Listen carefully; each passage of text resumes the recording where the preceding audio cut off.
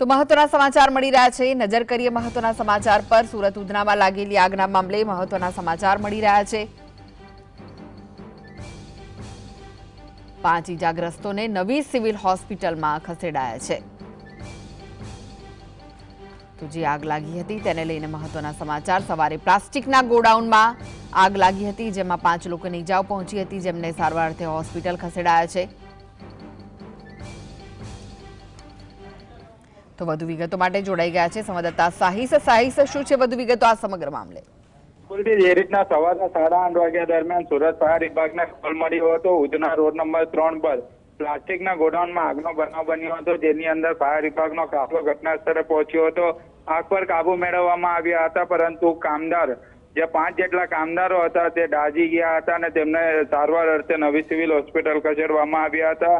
5 દર્દીઓ 30 થી 50% સુધી ગંભીર રીતે દાઝેલા હોવાનું સીએમઓ દ્વારા જણાવવામાં આવી રહ્યું છે। દર્દીઓની હાલત ગંભીર હોય એવું સ્પષ્ટપણે જોવા મળી રહ્યું છે।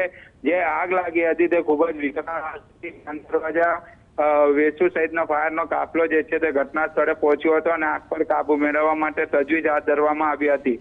શોર્ટ સર્કિટના કારણે આગ લાગી હોવાનું અનુમાન લગાવવામાં આવી રહ્યું છે। 10 થી વધુ ફાયરનો કાફલો ઘટના સ્થળે પહોંચ્યો હતો, જે 5 જેટલા કામદારો હતા તે કામ કરી રહ્યા હતા અને અચાનક જ આગ લાગી ત્યારે તેમને કઈ નીચે જવા માટે રસ્તો ન મળતા તે દાઝી ચૂક્યા હતા અને તેમને સારવાર અર્થે સિવિલ હોસ્પિટલ ખસેડવામાં આવ્યા છે। અને જે ફેક્ટરીના માલિક છે તેમની જોડે પણ જીએસટીવીની ટીમે વાતચીત કરી ત્યારે તેમને પણ જણાવ્યું છે કે શોર્ટ સર્કિટના કારણે આગ લાગી છે, પરંતુ જે દાઝેલા કારીગરો છે તેમની હાલત અત્યારે સ્થિર હોવાનું સામે આવી રહ્યું છે અને હાલ અત્યારે ફાયર વિભાગની ટીમ દ્વારા સંપૂર્ણપણે કુલિંગની કામગીરી કરવામાં આવી છે। જી જી જી જી, આભાર માહિતી આપવા માટે।